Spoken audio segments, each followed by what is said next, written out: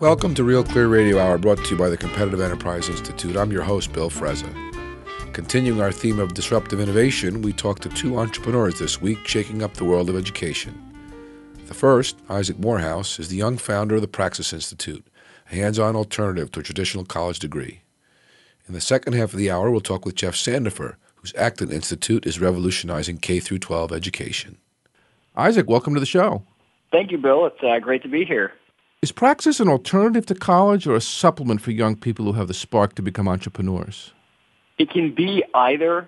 What Praxis is all about is helping young people find the best, most direct route from where they are to where they want to be in terms of career, in terms of life. So, for a lot of our participants, it's an alternative to college. They're coming out of high school and they feel like this program is going to give them so much more of what they need that college really isn't necessary. We have some who've done a few years of college, feel like they don't know where they're going, they're wandering aimlessly, they're spending a lot of money, and they want to just take a break and do Praxis and see afterwards if they feel like college is still necessary. And we also have others who have completed college but come out and they still feel like they lack the knowledge and skills and experience to get them where they want to go. Describe the Praxis program at a high level. It's a 10-month program, and it really combines the best of online education with some hard skills training and with real-world work experience. So participants are working at business partners we have around the country for 10 months, and they work about 30 hours a week there. And there's about 10 hours a week of coursework that they do online with the program. So, and these are real jobs. Absolutely. They're not internships where they're making coffee, making copies. These are real jobs. They tend to be with smaller 5 to 50-person firms, places where the founder is still involved, so they really get a taste for kind of an entrepreneurial, growth-oriented business and what it's like. And maybe a little mentorship along the way. Absolutely. It's very hands-on, but we still, have a really intensive curriculum because I think there's a lot of value to that as well. And so many great resources available now online. We really wanted to put that all into the best package we could.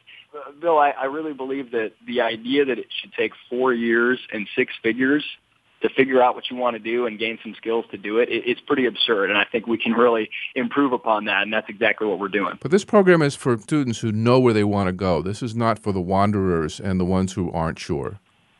No, I would say it's for students who they have drive and a real desire to figure out what they want. Some of them know where they want to go, but some of them know, look, I haven't been exposed to the world enough to know what I'm good at, what I love, and even what skills I need.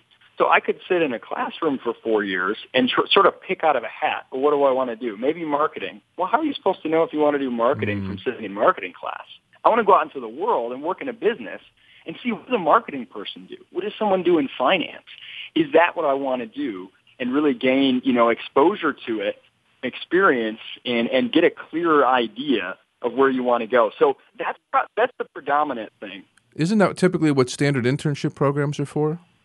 Yeah, it's funny. There's a lot of internship programs out there. The ones that are the biggest and most popular tend to be the least interesting. There's a lot of larger firms that have sort of intern armies, and it's kind of a cool experience. It's an assembly line. You can get some good experience, absolutely, but it tends not to be as hands-on. Imagine if I said to you, what if you could go back in time when you were 18, 19, 20, if you could have worked with, let's say, Steve Jobs when he was running a 20-person shop, when Apple was a small place. What would you have given for that kind of experience? Now, obviously, the business partners we're working with, I'm not going to claim that they're all going to become Apple someday, but these are companies that are kind of in growth phase. They're very dynamic, and you get to kind of see and be around that environment. And I think that's much different from a typical internship. Oh, there's nothing as exhilarating as being in a small company. I didn't get there till I was 10 years into my career, but it's a completely different world than being at a Bell Labs or GE or a company like that. Yeah, absolutely. These are companies that they really can't afford to have interns just kind of sitting around. So you're really creating value. And the best way to learn how to create value is to actually be in a place where you have to do it. You've been up on the stump claiming that we need more entrepreneurs and entrepreneurial workers. Why is that? I think creative problem solving is probably the most valuable skill that you can have for a couple reasons. Right now, There's so many jobs that used to exist that were basically kind of memorizing a set number of basic tasks. And technology, thankfully, this is a great thing, has done away with more and more of those. I mean, there used to be jobs of unplugging a wire and plugging it into a different place to transfer people over phone lines, for example. You look at your smartphone, that's arguably $1 million or more worth of resources there. What you can do on a smartphone, you used to need, an office, a secretary, a travel agent. I can approve proofs of a PDF and click purchase and have, a bunch of copies printed and sent to me in a few minutes. And that would have been, a day's work 50, 60 years ago. So it's more doable than ever. Costs are coming down in terms of being an entrepreneur, entrepreneurial worker, but it's also more necessary. And when you think about it, take a young person today. In 10 or 20 years, the job that they're likely to be doing, it probably doesn't even exist yet, or at least, not in the way, you might not even know how to describe it. If you said, what are you going to be doing in 20 years? It's very likely it will be some new job or new way of doing something that doesn't even exist. So that makes entrepreneurial qualities, the ability to look at a problem, sort of assess it in a big picture way, but also act and learn through trial and error rather than trying to memorize what's the right way, what's the right system, what's the right plan, which our education system tends to promote. It's a much more trial and error based process. Isaac, what % of the population you think is capable of being an entrepreneur? It depends on how you define entrepreneur. We use the word pretty broadly to mean people who sort of in the traditional sense will maybe start a firm, but also people who are creative problem solvers within a firm. There's a difference between kind of a worker and an entrepreneur or a linchpin. We used to call them intrapreneurs. Intrapreneurs, exactly. Or troublemakers, as the case may be. In terms of how many there are, that's kind of what I want to figure out. I have this sneaking suspicion that spark is alive in so many more people than we think. But 16 years of an education system that kind of beats that down. It will beat it out of you. It rewards the opposite. It rewards conformity and obedience and kind of just, sitting on the conveyor belt and going through and getting your GPA and your degree stamped on you. So I think it's hard to know, but I have a feeling there's so many more people that can kind of awaken that inner entrepreneur or intrapreneur than we realize. You wrote a blog post, which is fascinating, called 6 Tips When Deciding Whether to Finish College, urging students not to persevere too long, to cut bait and do something else if they think they need to. Tell us a little bit about that. In economics or in investing, it's the sunk cost fallacy, right? Well, or in gambling. I've already put so much money in that I've got to keep betting so that, maybe I can win it back. Mm-hmm. That's a sunk cost. It's gone. And so you really always need to ask the question. I run into so many people who hear about our program and say, oh, my gosh, this is amazing.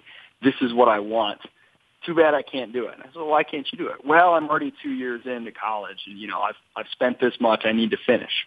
Well, what you've done in the past really doesn't matter. What you need to think about is, what's the next most valuable thing you can do with the following, 10 months, the following year or 2 years? And if everything's on the table and you compare costs and benefits, what's the most valuable thing? What are the skills you need? What kind of experiences do you need? And if you start to kind of break it down and analyze it objectively, it's pretty tough for most people to come to the conclusion that college is really the next best thing to do. Now, in some cases, it may be if you're getting a very specific degree in engineering or law or something. But for most people with a business degree or liberal arts degree, spending another, year, 2 years in the classroom, most of the classes they don't care that much about and they don't know if what they're learning is valuable, especially when you consider the money they're paying and the opportunity cost of their time. It's not the next best use. You made a very important distinction between a liberal education and a training.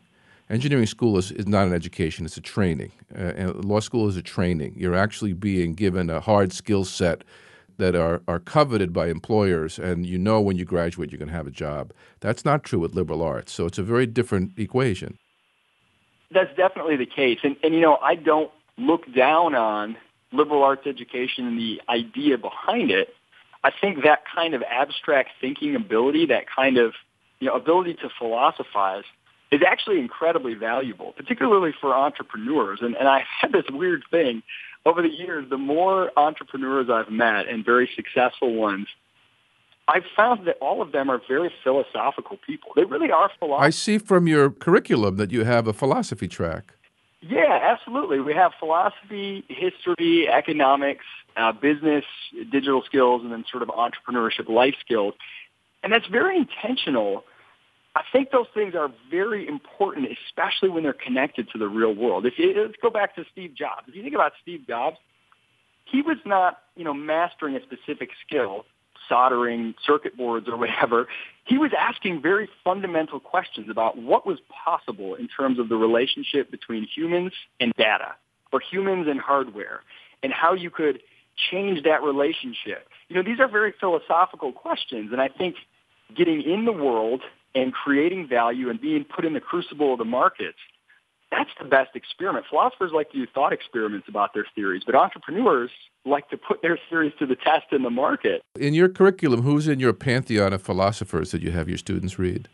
We've had various academics and business experts help us build these modules, and the philosophy module we take from the best of what's out there. Our idea is don't reinvent the wheel. So we've got Philosophy Bites podcast. We've got some iTunes University's lectures. We've got a whole variety of audio, video lectures, thought experiments, books, articles, blog posts. And it really spans, from sort of the history of early philosophy into logic and critical reasoning and, sort of philosophy of as applied to politics, ethics, science. And the whole idea was let's condense into about 40 hours of material. And that's like really concentrated hours for each of these modules, the best of what's out there, and let the participants engage with that. And I can tell you, I majored in philosophy as an undergraduate, and I went through our module, and I learned more from our module than I did in 4 years as a philosophy major. That actually speaks volumes in and of itself. And what did it cost you to go through those 4 years as a philosophy major? Oh, man, you know what? It was in the tens of thousands at least, because I didn't go to I went to a pretty generic state school. I've been working with entrepreneurs for 3 decades, and you do state you want to get people to follow their passion. And that's not for everybody. There's still going to be, at least half the population that just wants to go to work at 9 a.m, come home at 5, do the same thing, not take any chances. What becomes of them? I feel like what is currently offered, particularly in the educational structure, that's really geared towards those people. And that's most of what's out there. I look and there's 20 million college students, and I say, okay, maybe most of them want to kind of learn, hey, here's the assignment. Don't ask the logic behind it. Don't ask if it's going to be valuable for you. Just produce the results in the amount of time, and you'll get, a gold star.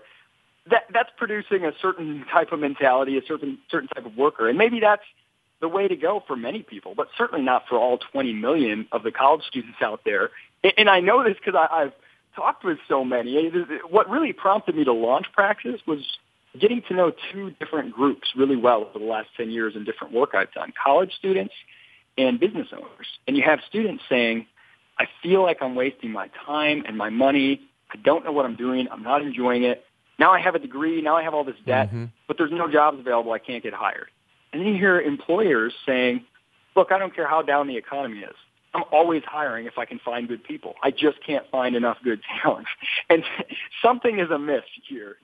It is amiss. I'm on your website now, which, by the way, is discoverpraxis.com, all one word, www.discoverpraxis.com. I'm looking at the selection of companies here, and it looks like a venture capital portfolio.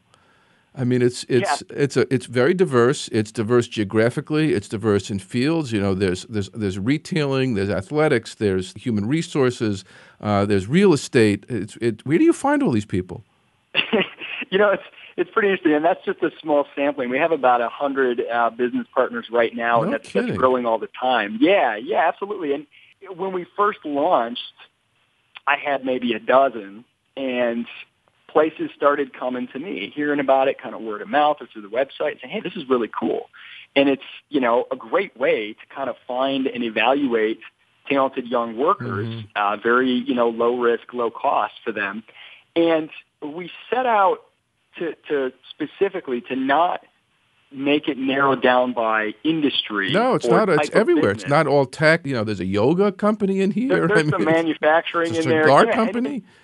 And people will say, well, what kind of companies? And I say, look, it doesn't matter the industry. What matters is the type of experience that the participant gets. We want a really high quality experience. And it's funny when I'm talking with applicants sometimes, and they'll say, well, what kind of place would I be working for? And they're thinking so much because they haven't been in the work world enough to know. They're thinking so much in terms of like industries that sound cool that they imagine being cool workplaces. And I'll say sometimes, well, look, there's a business partner I have in mind for you that I think would just blow your socks off. It's an amazingly innovative company. You'd have a lot of responsibility right away.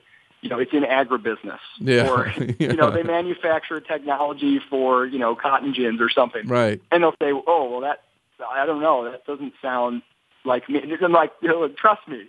Okay, you don't know until you get there. No, and particularly if they're change agents. If the company you work for is a change agent, if they're working towards creative destruction, that's where you get your experience. How do you do the matching? About how many companies are you matching with how many students? What does that process look like? It's kind of a combination. The participants, the applicants, once they make it through our application process, which is several steps, several interviews, and some, assignments and things we ask them to do, then we say, okay, great, we want you in the program. Now we're going to work to match you over the next several months before the program starts with a company. And we kind of take our knowledge of our network of businesses and what we know about the participants and over resumes, hey, here's a person we think will be a great fit for you during the program. Let us know. Do a little back and forth. But we also, and we're doing this increasingly because I found it to be pretty successful, empower the participants themselves to say, okay, look, if you have some companies that you're like, hey, this place would be awesome, I'd love to work here, let us know. And we can reach out to them. We can help you reach out to them to say, would you like to participate in this program by hosting? Match.com for entrepreneurs and small businesses. Right. That's right. And one of the things that I could see growing out of this, because so many business owners I talk to, especially of a baby boom generation, they're getting a little older and they're starting to think about, I might want to retire, but maybe I don't have a child that is going to come in and take over my business. Succession planning for family businesses. You don't want to give it to the idiot nephew. You want to give it to someone who's going to make something happen. That's right. And a lot of people are looking, 5 to 10 years down the road, who can I cultivate to kind of take this vision over? And that's one of the things we tell our participants, take ownership of the vision of the places that you're working at and really think about what's going to add value to them and see them as, opportunities to really make yourself indispensable, if that's the type of place you would like to be. A college diploma used to be a brand that told employers something. What does the Praxis brand tell employers? I want the brand to be, these are driven, hardworking, practically minded people who are willing to do what it takes to execute on a vision. And I think that, that just get things done mentality is so crucial to that. And by the way, who are going to pay to take a job at your company? Right, and by the way the Praxis model works, the participants pay tuition, but they also get paid a relatively low wage for the work that they're doing. So it actually nets out. Basically, the program is the cost of living for 10 months for the participants. But, that signal to employers, that's what has given college such a hold on the market for so long. Yeah, but they've lost it. It doesn't mean anything anymore. That's not true for everybody. I mean, for select universities and certainly for schools where you get a training, it still means something. But for the vast majority of college degrees, it doesn't mean anything. It really doesn't. And employers, I'll ask them sometimes, they'll say, hey, I noticed your job opening on your website, it says degree required. Is that true? And they're like, oh, I don't know. We don't really look at degrees on the resume. Well, why is that up there? I don't know. I just figured it's sort of a least common denominator. It's normal. The game is changing. I have some people ask me about the program, and often it's parents who say, well, I love the idea, but I'm just nervous. How can I guarantee that my child or that I am going to get a job, get a career when the program's done? Well, how many of your graduates end up at one of your business partners? Well, our first class hasn't graduated yet. We're brand new. We're just underway now. So we hope to have, great data on that. But the thing I tell people when they ask that, I say I can't guarantee that, but I want you to ask the college admissions officer the same thing. Can you guarantee me a job when I get this degree? And look, just to help remind them, this is about comparing different routes you could take what's the most valuable for you? There's no guarantees in anything. Well, especially if a person wants to be an entrepreneur, they're not looking for a guarantee. That disqualifies them. Absolutely. Yeah, it's cool. We ask our participants, give us 3 to 5 measurable outcomes you want to have at the end of the program. And they, submit those to us at the beginning of the program. And we use those as a benchmark throughout the program to see how we're doing. And at the end, that's how we'll measure our success. I could come up with various measures to determine whether, Praxis is successful. But what I really care about is what matters to the customer, to the participants themselves. Are they getting the value out of it that they want? Right. Did you get your money's worth in your own eyes? So, Isaac, why do you think the Praxis business model is important, and do you think it'll scale? I think it absolutely will scale, and there'll probably be all kinds of different variations on this core idea. And the idea is really about learning by doing. And I think of bike riding as a great analogy. You don't learn to ride a bike from sitting in a classroom. Yeah, studying, the history of bikes and labeling parts and learning about the ecosystem where the rubber comes from people who hate bikes and have never ridden them. and then be dropped off in the middle of the highway and told, okay, now go ride for the first time ever. But that's kind of how our career preparation model is geared. And so it's really about learning by doing, getting a couple skinned knees, feeling that pride and confidence of success once you learn. And I don't want to discount the value of getting some theoretical knowledge. Look, I would rather have my kids learn the importance of wearing a helmet by understanding the theory behind it than by learning that one the hard way, right? So there's value to that, but you can't improve upon what's gained from getting out there and working and learning by doing. That's why I think the model is so important, and increasingly so in the way the economy and technology is changing. And I think it's definitely scalable. In some ways, it's a much simpler, cleaner, more cost-effective model than the college system, which is massive. So, I like to say, hey, there's 20 million college students. Maybe only 1% of them are a good fit for Praxis. I'll take that. Yeah. I'll tell you what, Isaac, this is a very exciting program. Why don't you come back in a year with a couple of your graduates, and let's see how you're doing. We would absolutely love to do that, and I'm sure our participants would be thrilled with the opportunity. Very, very good. Well, good luck to you, and thanks for coming on the show. Thank you, Bill. I appreciate it. You've been listening to Isaac Morehouse describe the program he's developed at Praxis. This is Real Clear Radio Hour with Bill Frezza, brought to you by the Competitive Enterprise Institute. Sign up for updates at realclearradio.org or like us on Facebook. Ahead, we have Jeff Sandifer, founder of the Acton Institute, who will blow your mind with stories of how he's turned K-12 education upside down. Stay tuned.